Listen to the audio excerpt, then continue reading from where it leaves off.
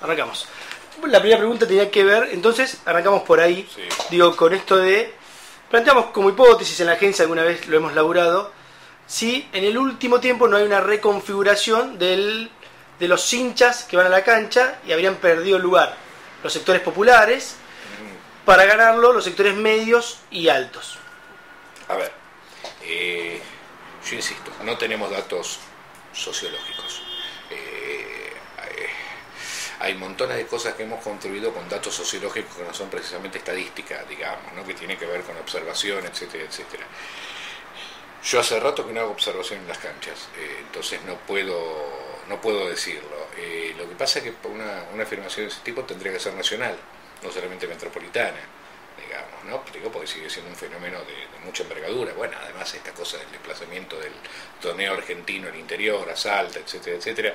Digo, sí es claro que hubo un fenómeno de ampliación en el sentido de capturar los públicos de clases medias y altas, y eso genera fenómenos. Creo que el más visible es el de Boca, ¿no? Donde se entra si se es socio, ¿no es cierto? Claro. Es decir, sobre, no me acuerdo la cantidad de bandejas, tenés el 90% adjudicado de los socios, y incorporarse como socio implica, sí, una selección natural, una selección muy darwiniana, digamos, que implica una posibilidad económica. Ese sería un lugar fantástico como para estudiar esto con más detalle, porque tradicionalmente el público de Boca había una sobrerepresentación de las clases populares. Entonces, lo que ocurre es que el fenómeno se posterice. Eso no significa que se nacionalice. Digamos, la operación, la macrización de Boca no necesariamente se reprodujo en otros lugares. Entonces, por más que Boca sea Boca, eso no significa el fútbol argentino en su conjunto. Entonces, habría que verlo. Sería interesante porque, sí, lo que decía antes, el caso inglés fue bastante claro. Es decir, la reestructuración del fútbol inglés también implicó, no sé si deliberadamente, pero finalmente lo implicó, que claramente los públicos más activos pasaban a ser las clases medias. Más activos, digo, también, por ejemplo, en las organizaciones de hinchas, la Federación Inglesa de Hinchas, etcétera, etcétera. Claramente son clases medias, profesionales, hijos de la clase obrera, que eran los dueños del fútbol, pero parte de la solución de los problemas de violencia también consistió en esto, que en general los hooligans dejaron de concurrir a los estadios por prohibición o sencillamente por carencia de medios. Digo, ahora no tengo la cifra, pero el precio de las entradas en Inglaterra es muy salado, digamos. Claro. Aproximadamente una entrada común, lo que serían las viejas populares, hoy debe estar cerca de los 200 pesos argentinos, digamos, ¿no? Por el cambio. Pero inclusive para el salario medio inglés, 30 libras es un precio importante. Pero no sé si eso se está dando en la Argentina, ¿no? En términos de lenguaje, por ejemplo, ¿no? No ha habido, desde la hinchización de los lenguajes periodísticos que produce Olé, y entre Olé y Marcelo Araujo, ¿no? O sea, hacen esa vuelta desde comienzos a mediados de los 90, digamos, no es que por el contrario el lenguaje ha buscado un hincha, entre comillas, más culto. En realidad eso también tiene que ver con lenguajes más achatados, en el fútbol, en Tinelli, en la televisión, en la política, etcétera, etcétera, ¿no? Pero o sea, hay cierta, entre comillas, plebeyización, claro, de los lenguajes, y eso no quiere decir que hayan ganado presencia de los públicos populares, sino que se plebeyizan las clases medias. Entonces no hay datos en ese sentido, no hay datos. Citabas el caso inglés. Sí. Las prácticas, las intervenciones que han hecho acá en Argentina para controlar la violencia han tendido a replicar medidas de ese modelo. No ha habido políticas en la Argentina destinadas a reducir la violencia. Okay. Ese es el primer punto, es ese. Antes de comenzar les decía, acabo de revisar el tema, la editorial me ofreció reeditar Crónicas del Aguante, que ya tiene 8 años, entonces dije, bueno, vamos a revisar. Y revisé la trayectoria de Castrilli, Paladino, Blanco, okay. Y una primera cosa es esa, no ha habido una sola política. Que haya habido una campaña de Castrilli, un proyecto bancado por el PNUD para hacer charlas en las escuelas, o que haya surgido el Coprocede y haya prohibido visitantes. No, paren. Política no ha habido ninguna. Lo que ha vida son gestos espasmódicos, y que además mis cifras me dan... el problema es que no tenemos indicadores fehacientes, el único indicador sería la categoría incidente. No hay manera de registrar incidentes, no hay manera. Tendrías que hacerlo por solamente coberturas periodísticas, ¿no es cierto? O sea, registrar si las coberturas periodísticas marcan que hay o no hay incidente en un partido, pero habría que ver entonces todos los partidos de todo el territorio argentino, cosa que es muy difícil hacer. El único indicador fehaciente que tenemos es el muerto, porque el muerto es, como diría Lacan, lo real. Nosotros, el muerto es innegable. Bueno, las cifras de muertos me dan que los últimos 8 años se mantiene el promedio que venía de la Rúa Duhalde, 6 por año. Entonces, no ha habido políticas y por supuesto no ha habido resultados. Pero la pregunta original era, ¿esas políticas tendrían a imitar? No. Las intervenciones políticas y periodísticas tienden a decir, tenemos que hacer como los ingleses, sí, que no es lo mismo. Y eso choca con un problema básico, y es que nadie sabe lo que hicieron los ingleses. Ese es el punto. Che, los ingleses echaron a los hooligans, qué bien, hay que sentar a todo el mundo y controlar más a los inadaptados. Claro. Lo acabo de escribir, entonces permítanme que cite este texto. El día de River Belgrano de Córdoba, todos recordarán que en la semana aparece una bandera en la concentración que decía a ganar o morir. ¿Se acuerdan? ¿Cómo van a decir eso los hinchas? No es ganar o morir, no, por favor, dejémonos de joder. En el momento que Belgrano empata el partido, el relator de Fútbol para Todos, es decir, el Estado argentino, dice, ahora River sale a ganar o morir. Terminado el partido, cuando empieza la batahola fenomenal que empezó, todo el mundo sonríe y se dice, mira estos inadaptados. ¿Cómo inadaptados? Están adaptados a ganar o morir. Si el Estado argentino, les dijo, insisto, porque en el momento en que Fútbol para Todos se hace cargo del relato, el que relata es el Estado. El Estado argentino dijo a ganar o morir. Por lo tanto, los inadaptados famosos lo que hicieron fue adaptarse al discurso estatal que le dijo ganar o morir. Bien, entonces, nadie sabe lo que hicieron los ingleses y la política consiste en seguir reproduciendo lo mismo. Eso sí, cuando viene el River Belgrano, salen todos los tontitos a decir hay que hacer como los ingleses. Pero nadie sabe lo que hicieron los ingleses. Estuve ordenando, hoy vienen y estuve ordenando cosas, acabo de guardar la caja de archivos en la que tengo guardado todos los materiales ingleses. Todos. Mi chicana favorita es decir, esas cosas yo las conseguí con un subsidio del Estado argentino. Yo soy investigador de la Universidad del CONICET. Entonces, en la Universidad del CONICET me pagaron los fondos suficientes para que yo consiguiera toda la documentación inglesa. Por ejemplo, un manual de cómo entrenar a los guardias privados, el informe Hillborough, el Taylor Report, los informes de los hinchas. No, es una caja de archivo así. Nunca nadie me la pidió. Nadie sabe lo que hicieron los ingleses. Y además, lo que hicieron los ingleses... de lo que hicieron los ingleses hay ciertas ideas generales que serían practicables, digamos, pero el resto es impracticable por una razón fundamental, que no es, es una sociedad democrática y desarrollada. No, nosotros no tenemos hooligans. Los hooligans son otra cosa. No son el barra brava argentino. Nada que ver. Hay una dimensión en la que hay cierta comunidad que tiene que ver con la relación con la violencia como experiencia adrenalínica, digamos, ¿no? Pero la figura del hooligan está más basada en eso, ¿no es cierto? En la experiencia de la violencia y de la pelea, como una experiencia placentera, ¿no? Eso, no nuestros barras, todos los hinchas argentinos que se pelean también experimentan eso, ¿no es cierto? Hay una dimensión, entre comillas, psicológica, psicosocial, según la cual pelearse además es satisfactorio, no para mí. Y no estoy diciendo con esto, no estoy justificando. Mi misión no es justificar, mi misión es entender. Entonces, tengo que entender que para muchos sectores pelearse es gratificante.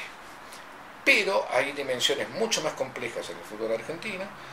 Una que tiene que ver con la idea del aguante como lógica muy fuerte, una moralidad fantástica, ¿no? bien organizada, muy compacta, ¿no? Esto es, los inadaptados, como dice la prensa, no actúan como animales irracionales, sino que son sujetos que actúan de acuerdo a una lógica llamada el aguante, que dice que en determinadas circunstancias hay que pelearse. No es que está mal, que está bien, hay que pelearse, porque si no te peleas, si por ejemplo tu equipo se va, tanto River Belgrano, se fueron al descenso, Quilmes, con incidentes, Huracán, con incidentes, Gimnasia de Plata, con incidentes, River Belgrano, coincidente. ¿Por qué eso? Está claro desde Marcelo Cejas en el año 2006. Te vas al descenso y claramente eso está configurado en la cultura futbolística como una deshonra. Entonces vos tenés que vengarla de esa deshonra demostrando que tenés aguante. Por lo tanto, si te vas al descenso, te tenés que pelear. No es que, mirá, esto es inadaptado. No, la cultura futbolística exige de vos que de alguna manera laves esa afrenta del descenso, demostrando que perdiste pero tenés aguante. La única forma de demostrar que uno tiene aguante no es cantar, es ir a enfrentarse con el otro, con la policía, etcétera, etcétera, ¿no? Digo, pero a mí me parece tan evidente que no puedo entender cómo no se reconoce esto como problema. No es inadaptación, salvajismo, irracionalidad. Es una lógica muy compacta, llamada la lógica del aguante, que organiza las prácticas y también organiza muchos discursos, discursos periodísticos que están organizados también por la misma lógica. Por ejemplo, ganar o morir. El otro problema son las barras bravas, pero no son el problema de la violencia en la Argentina. No son el problema central. Lo que ocurre en las barras son el producto de la combinación de dos factores. Habría un tercero que es histórico, y es que las barras fue un invento de los dirigentes de fútbol, por más que miren para otro lado, lo inventaron los dirigentes de fútbol a finales de los años 50. ¿No?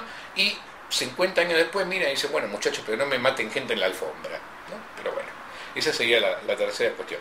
Las dos cuestiones fundamentales es una combinación del aguante. El aguante es funcional, legítimo, reconocido y compartido por millones de personas. Y entonces las barras son sectores que acumulan mucho aguante. No es gente más o menos hábil. Para llegar a la barra vos primero tenés que demostrar que poseés aguante. Es decir, que tenés capacidad para pelearte, que defendés el honor de la comunidad, etcétera, etcétera. Luego eso se combina con una cosa que es dinero clandestino. No hay barra sin dinero clandestino. Ahora bien, ¿ese dinero clandestino de dónde viene? ¿De exenciones impositivas viene? ¿De donaciones graciosas de la comunidad? No, digo, el caso Schlenker y la disputa en la barra de River exhibió lo que todo el mundo sabía, y es que las barras, en los acuerdos que tienen con los dirigentes, participan con porcentajes, digamos, en ese dinero clandestino. Dinero clandestino que alimenta también, no solamente los porcentajes de transferencia de jugadores, parte de esa plata también va para el periodista deportivo que infla un jugador y después participa con un Diego en la transferencia, intermediarios, etcétera, etcétera, etcétera, etcétera. Entonces es un circuito estructural de generación de dinero clandestino donde hay un grupo que posee un solo capital, que es el aguante, y dice, queremos una parte. Si se diseñara una política de seguridad, finalmente, ¿qué pilares crees que tendría que tener? Acabo de reescribirlos. Hace 8 años escribí 10, ahora escribí 11. El 11 pasó a ser el primero. Lo primero es intervenir la AFA. No hay una sola política respecto de violencia en el fútbol que no empiece con la intervención de la AFA. Lo que une no me acuerdo qué cantidad de muertos tenemos contabilizado, es la figura de Grondona. Lo único de lo que Grondona no es culpable es de Puerta 12. De ahí para acá es corresponsable de todo lo demás. En el año 2008, cuando lo matan a Emanuel Álvarez, chico de Vélez, estuvimos en el piso a dos voces con José Luis Meissner. Y Meissner dijo, esto es un problema de inseguridad. No nos tienen muertos en la puerta del AFA, dijo el tipo. 2 años después se comprobó que a Álvarez lo mató un hincha de San Lorenzo enojado porque la caravana pasaba por el Bajo Flores. Es decir, fue muerto por el fútbol. Está probado jurídicamente, digamos, no es un invento sociológico, sino que hay un juez que demostró que fulano de tal, hincha de San Lorenzo, se subió al techo de la casa y empezó a disparar cuando pasó la caravana. Es decir, fue un muerto del fútbol. Que yo sepa, Meissner no pidió disculpas por no hacerse cargo de ese muerto. Por lo tanto, no es Grondona solamente, toda la corte de la Meculos que lo rodea, digamos, que son obedientes lacayos de las políticas de Grondona, inclusive varios de los cuales son tipos que están, para no hablar del sostén que Grondona le dio a López en News All Boys, de cómo lo salvó Aguilar consiguiéndole el puesto en la AFA, de cómo ya en 1984 le mandó un telegrama de felicitaciones al negro Thompson, que era culpable de la muerte de 2 hinchas de Boca en el año 83. esto es clarísimo, clarísimo. Grondona es corresponsable de esto. La primera medida es intervenir la AFA. Así de tajante. No sé, con esta dirigencia deportiva es corresponsable del problema, por lo tanto no lo puede solucionar. Es cómplice del problema directamente, ¿no? Pero bueno, ese es el comienzo. Ese es el comienzo. Y después hay toda una serie, hay cosas que tienen que ver con los ingleses. Los ingleses, por ejemplo, el gran hallazgo es un hallazgo lingüístico. Ellos dicen, esto no es un problema de security, es un problema de safety. Claro, es intraducible, porque es seguridad en ambos casos. Pero security quiere decir seguridad policial. Safety quiere decir la salvaguardia y el cuidado del espectador, ¿no? Entonces, si vos haces una política, como decían los ingleses, para el 0,003% de los hinchas, ese es el porcentaje de detenidos por acciones de violencia en el fútbol inglés, obviamente no haces una política para el 99,997% restante. Y esa política pasa por buenas instalaciones, estadios seguros, cómodos, etcétera, etcétera. Hay una cifra también poco conocida. No hay estadio europeo que esté habilitado para jugar en ligas, creo que hasta la segunda o tercera, que no tenga la suficiente cantidad de puertas como para que todos los espectadores puedan salir en condiciones normales en 8 minutos. Fíjate la cifra, ¿no? ¿Cuántas puertas tiene la tribuna visitante de Vélez? Una, porque abren solamente la salida de Come Justo, no abren la de reservistas argentinos para que no se junten con. Entonces, no sé, 14.000 personas salen por una puerta. ¿Cuánto tiempo tardan? ¿8 minutos? Rayo Vallecano, me acuerdo que fue un estadio que inspeccioné, es una capa, como dice, un aforo de 22.000, 23.000 personas. Tiene 23 puertas. Es similar al de Gimnasia y Esgrima de La Plata, que tiene 2. ¿No? Y uno dice, ¿qué tiene que ver eso con la violencia? Entre los muertos tenemos los casos de los tipos que, por ejemplo, les agarra un ataque cardíaco y la ambulancia no sabe por dónde entrar, la puerta está cerrada, che, ¿quién tiene la llave de este candado? ¿No? Y además, los ingleses también decían, uno no puede tratar a la gente como animales y después quejarse si se portan como animales. Entonces, esas son cosas como elementales. Después hay otras más. Básicamente, hay que cambiar la cultura del aguante. Eso es tiempo, mucho laburo, mucha discusión, mucho convencimiento. Aparte entran otros debates, incluso digo el rol del periodismo deportivo. Un rol crucial del periodista deportivo, rol crucial. Pero, mira, hay una frase que es fenomenal. Me la dijo el que era entonces el jefe de la Football League, Chinochovici, que era la autoridad inglesa sobre el tema de seguridad, ¿no? Yo lo veo, ya ellos empiezan en el 89, ¿no? Lo veo más de 10 años después, donde ya el fútbol inglés había transformado, casi no había problemas, etc. Me dice, esto es una política que dura 10 años y cuyos primeros resultados se ven a los 5. Pero me lo dijo en el año 2000. Y yo lo escribí en el año 2004. O sea, ¿se entiende? Ya pasó todo el tiempo que hacía falta. Es una política a muy largo plazo. Pero resulta que esos muy largos plazos se cuentan desde el momento que vos empezás. Pero como no empezamos nunca. Pero algunas medidas que se tomaron a partir del 2007, luego de la muerte del hincha de Tigre en el partido de promoción con Chicago, como la venta de entradas solo para socios o no venta los días de partido, la introducción de cámaras de video en la cancha. Las cámaras de video son anteriores. Son anteriores, cierto. Hubo incluso un intento de empadronamiento de hinchas que hubo. Es otra medida inglesa que en realidad no lo hicieron los ingleses, terminaron siendo los holandeses. Bien, ¿están inspiradas en el modelo inglés de alguna manera? Puntuales. Lo que pasa es que están inspiradas en momentos distintos. El control de televisión es anterior a Hillsborough, que es el 89, que es el momento de cambio de las políticas británicas. Pero lo interesante es que en el fútbol europeo en general, no solamente el británico, la cámara te sirve para, entre comillas, policializar, ¿no? Identificar, etcétera, etcétera, aunque nunca se hace una detención en el estadio, jamás, porque saben que detener a un tipo en el estadio es un quilombo. Pero además hay algo que es muy llamativo. Yo nunca lo he visto escrito por ningún periodista. ¿Ustedes han visto alguna vez los centros de control de las cámaras en los estadios argentinos? Por la tele nomás. Nadie los puede ver, porque son internos. Son internos inaccesibles, solamente puede acceder la policía encargada, designada por Coprocede, Subsef, miércoles sea, y son internos. En cambio, las torres de control, digamos, en los estadios europeos, están en un ángulo del estadio y desde ahí no es que ven las cámaras, ven el estadio. ¿Por qué? Porque el criterio es que no es solamente para identificar al tipo que se paró y no se sentó, ¿no? Al cual además le apuntan al parlante y dicen: señor fila H, asiento J, siéntese, ¿no es cierto? No, son para ver el movimiento de la multitud. Y entonces ver si hay una avalancha. Acuérdate que todo esto empieza en el 89 con una avalancha.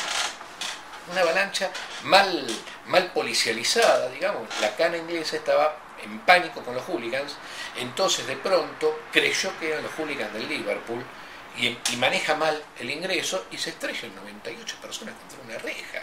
El partido contra Juventus fue, ¿no? No, eso es Kissel en el año 85. Anterior. Esos son los hinchas de Liverpool que atacan a los hinchas de Juventus y matan 34. No. Esto es en el estadio de Sheffield United, una semifinal de Copa de la FA Cup. Era Liverpool contra el Nottingham. Y esto, al comenzar el partido, tribuna desbordada, entra mal la gente y la cana, con mucho miedo a los hooligans, los empuja, digamos, y de pronto se produce una avalancha y se estrellan contra una reja, claro, porque además tenían el pánico de que entraran a la cancha. Entonces había una reja, y se estrellan 98 tipos contra una reja, ¿no? Entonces, ahí es donde comienza el proceso de reestructuración del fútbol inglés. Esto es, a partir de darse cuenta que el problema no eran los hooligans. El problema era, por ejemplo, una reja, ¿no?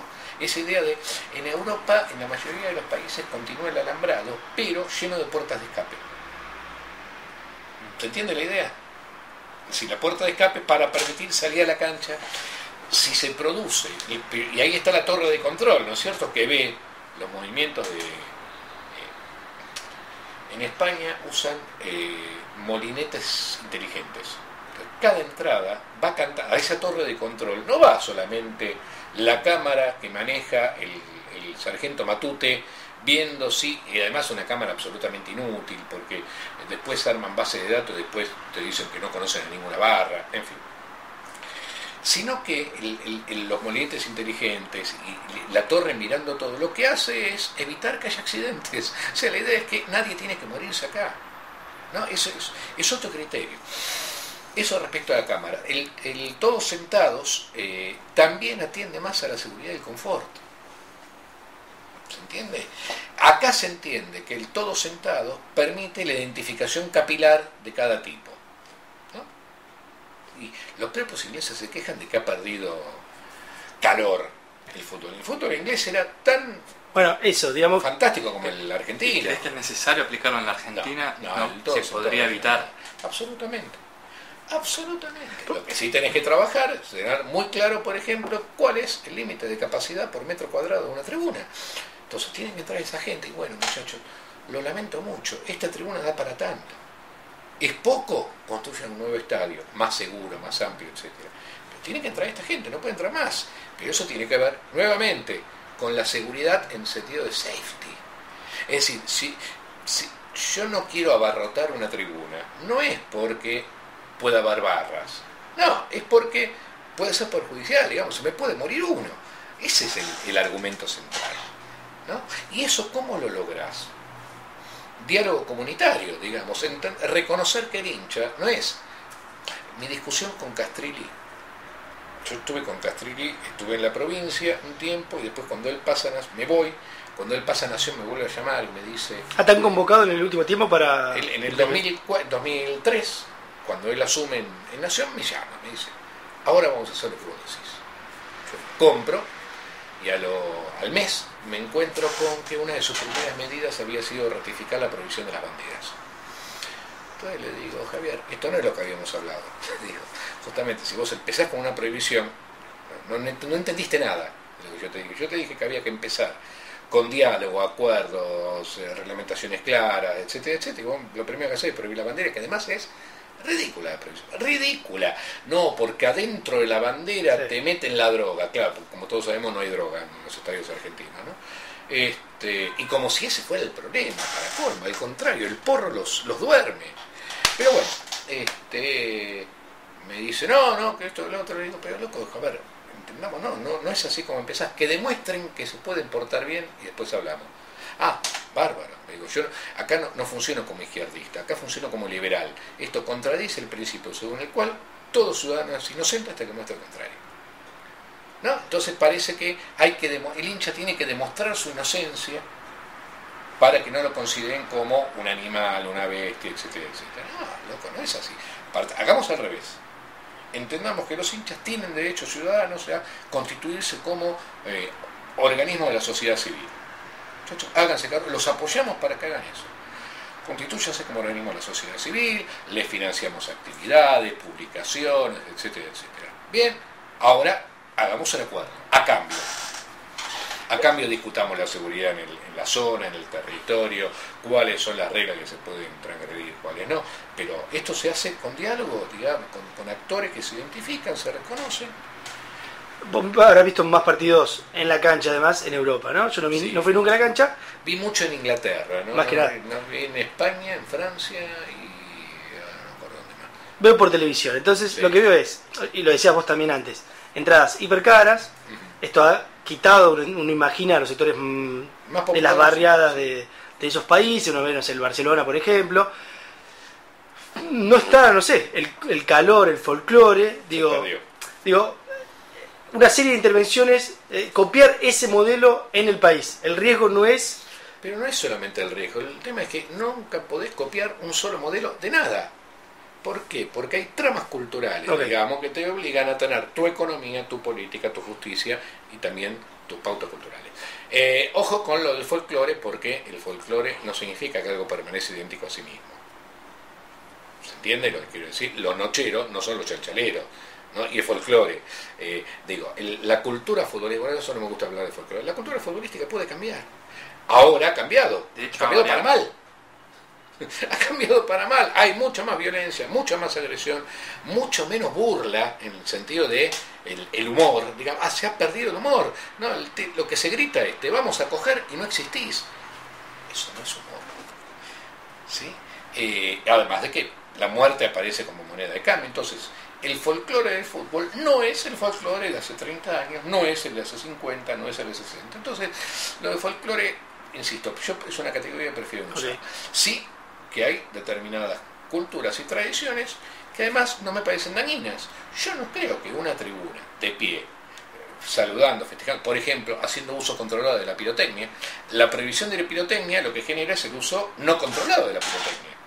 Si vos no tenés prohibición y hacés un acuerdo y decís, esto se puede, esto no se puede. A ver, seamos claros, empezar con los 3 tiros y todos al mismo tiempo y llenar la cancha de humo, no se puede.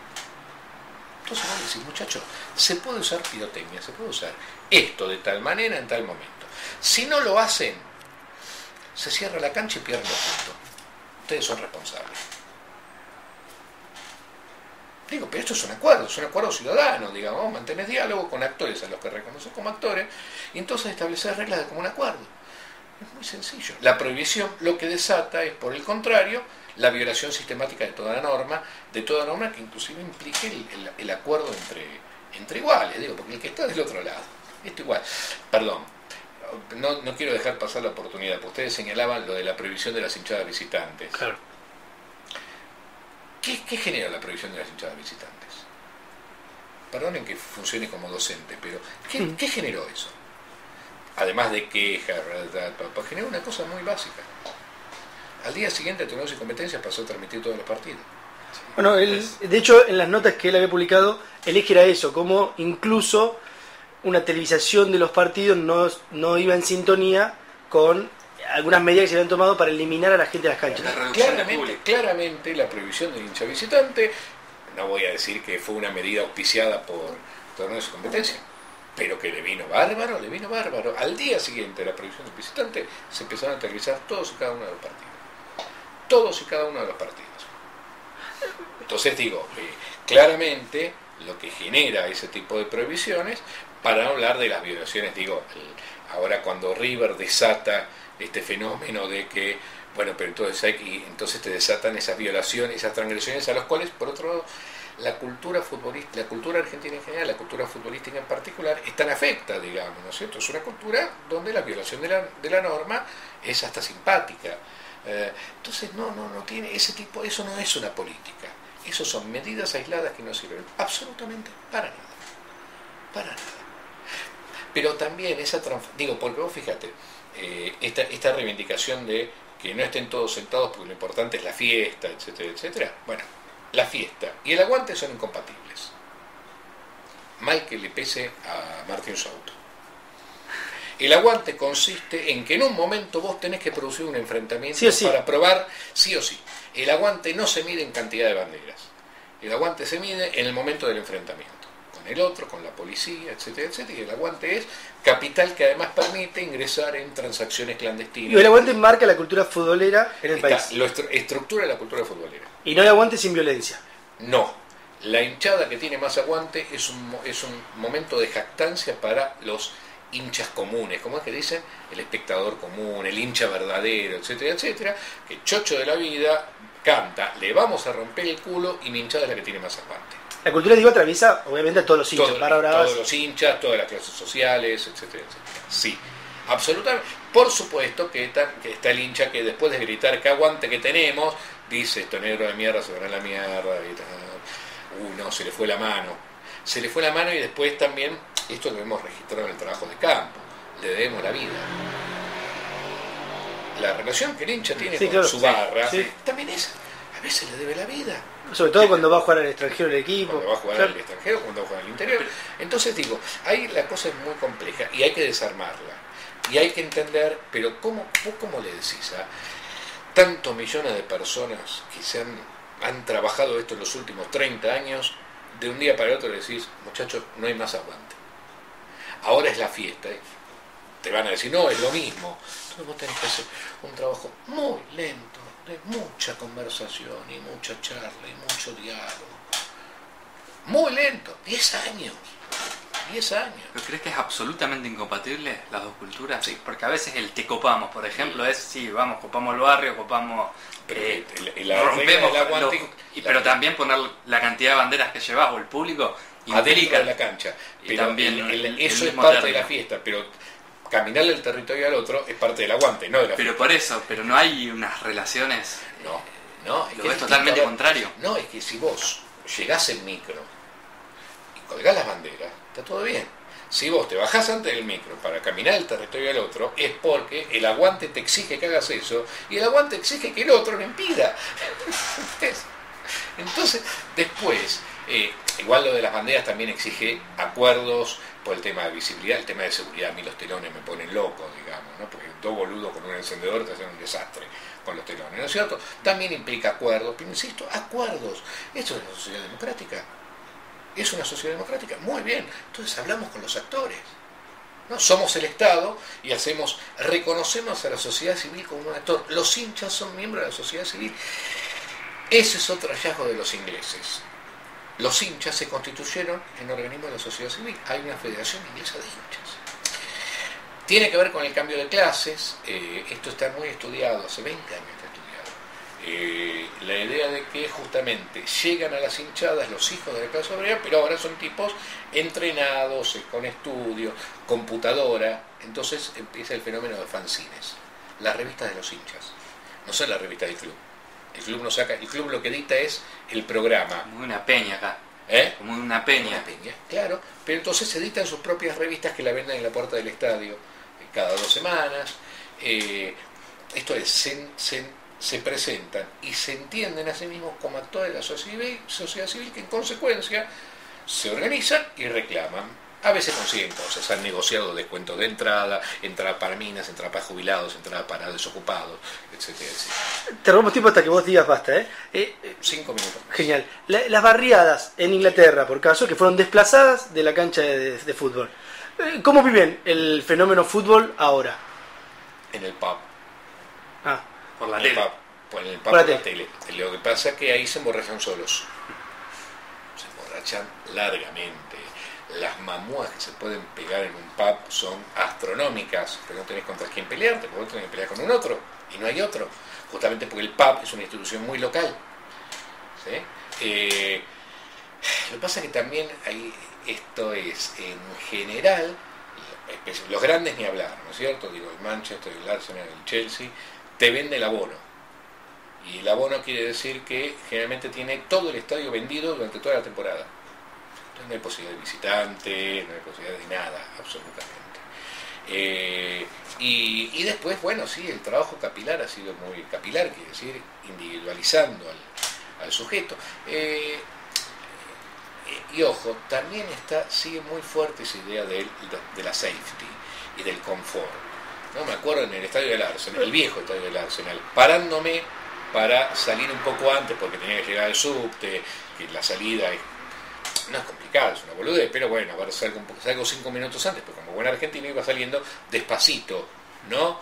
Paraba y miraba y de golpe se me acercó uno de los guardias y me dijo, o te sentás o te vas. ¿Por qué? Porque ahí parado jodés al que está atrás. No, y eso vos decís, bueno, una tiringuería británica. No, es cierto, jodés al que está atrás, digamos. Entonces. Pero ese safety, sí. digo, esa idea de comodidad, se hizo a partir de la expulsión de un sujeto de la cancha. No se hizo a partir de esa expulsión, se hizo a partir de que murieron 98 personas, loco. Entonces, la idea es que el confort era para todos. ¿Sí? Lo que pasa es que tiene que ver, en ese momento estaban, ese final del tacherismo. ¿Entendés? Está yendo Thatcher, está llegando Major, es una política conservadora. Entonces, que los precios de las entradas se acrecentaran era regla del mercado. Claro. Pero Thatcher, aumentó los desempleados y esos empleados además fueron echados de la cancha de fútbol. Echado es solamente, en particular, aquellos que tenían antecedentes de violencia y toda la pelota. Pero como lógica, digo, porque entradas a 200 libras. Sí, pero, a ver, aparte, es un precio caro, pero no es salvaje. Quiero decir, no es que la expulsión, a ver, ¿cómo decir? No, además no sé, por ejemplo, cuáles son los precios en las ligas menores, digamos. Okay. Trabajé con la Premier solamente. Okay. Sí es cierto que de pronto eso se transformó en un objeto de consumo, y cuando eso se transforma, y cuando cualquier cosa se transforma en un objeto de consumo, hay sectores que tienen más posibilidades de consumir y de adquirir, claro. Digamos. Entonces, si vos lo pensás en términos socioculturales, también pensás muy bien, bueno, a ver, ¿cómo diseño esta política? Lo que pasa es que si no caeríamos en la idea de que reformar un estadio como para que tenga buenos baños no es una política popular. Y es una política popular. Pero ¿y si el precio de la entrada después le impide a la persona de la cancha? Pero entonces ahí tenés que buscar una alternativa. Pero caray, perdonen. No me había dado cuenta. El Estado argentino financia el fútbol. Pone 900 millones de mangos por año. No, pero se podría... Miren, discúlpeme. ¿Saben cómo se hizo el proceso de reforma de los estadios en España? El PRODE, las quinielas, como le dicen ellos. Pero la guita no iba a los clubes. La guita la administraba un organismo que es la Liga Española. La Liga no es la federación. La Liga es una especie de gerenciamiento de lo que es la organización concreta. La federación se encarga de lo deportivo, ellos se encargan de la guita. Entonces, había un porcentaje de la guita de quinielas que se destinaba a estadios. No se le daba a los clubes, lo administraba la Liga. ¿Por qué? Porque los clubes lo que hacían era gastar plata en jugadores. Entonces resulta que el Estado argentino en este momento está financiando que San Lorenzo se vaya al descenso y se vaya a la quiebra simultáneamente. Pero no está financiando construir los ceniceros o hacer bien los accesos a Flores Sur. No, momentito. El Estado argentino es el gran financiador del fútbol argentino, muy bien, reserva una parte de la plata para hacer estadios como la gente, donde los sectores populares se sientan tratados como seres humanos y no como bestias salvajes. Eso es una política popular. Sí, claro. No, pero entonces tenemos que subir las entradas como hicieron los ingleses. No, porque acá el Estado argentino tiene los derechos de televisación. No es Murdoch el dueño de los derechos de televisación. ¿Se entiende? Sí, claro. Es decir, a ver, tener un estadio, yo no estoy diciendo que todos los estadios tienen que ser el no camp. Lo que estoy diciendo es que todos los estadios tienen que tener condiciones. En este momento todos los estadios están en condiciones de ser clausurados. Vamos a revisar sistema de seguridad de entradas y salidas. No hablo de las cámaras, las cámaras me chupan un huevo. No, los baños, vamos a los baños, el agua potable, etcétera, etcétera. ¿Hay baños de damas? ¿Ustedes saben cuántos baños de damas hay en los estadios de la Argentina? No, claro, porque ¿qué nos va a importar si el fútbol es cosa de machos, ¿no es cierto? Muy bien, entonces... En Boca hay, ¿eh? En Boca uno. Sí. A ver, insisto que yo hace rato que no trabajo de campo, pero se entiende la idea que un estadio digno y seguro es una política popular. Sí, claro. Porque no, las clases medias tienen derecho a eso, no, un momentito. No. Las clases medias compraron el producto en el caso inglés. No es que se los expulsó, se expulsó sí a todos los tipos que armaban un quilombo de órdago cada vez que entraban a la cancha. Entonces, la prohibición funcionó de una manera para ellos eficaz. ¿Y los hooligans terminan siendo de visitantes? ¿Pasa eso, que viajan? Iban también de visitantes, sí, en trenes custodiados. Pero ahora los tipos no van tanto de local cuando juegan los equipos los tipos y viajan. les cuesta mucho ir de visitantes porque en general no se consiguen entradas de visitantes. Visitantes digo cuando salen los equipos en la Champions, por ejemplo. Cuando salen también es difícil conseguir entradas de visitantes. Okay. Por ejemplo, si vos vas a Holanda, para conseguir una entrada en Holanda tenés que ser hincha de fútbol holandés registrado y con carnet. Claro. Ahí sí en el esquema de lo que los ingleses llaman membership scheme. Okay.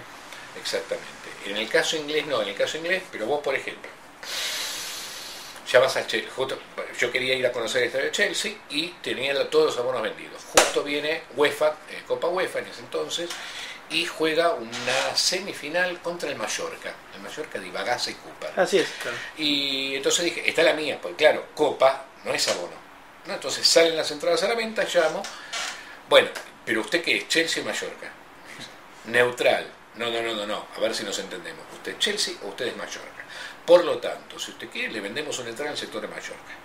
Y la entrada dice, esta entrada es para el sector visitante. Si usted se encuentra, se lo sorprende haciendo manifestaciones a favor del equipo local, usted va a ser expulsado del estadio. Genial. Pero le funciona. Digo, yo no creo que haya que llegar a esos extremos. Pero bueno, esto va al punto de que es difícil conseguir el visitante, digamos, ¿no es cierto? Y luego, como local, está este problema de que, bueno, vos tenés que comprar un abono anual, cosa que es sin duda mucho más cara que comprar una entrada individual. Sí, genial. Sí.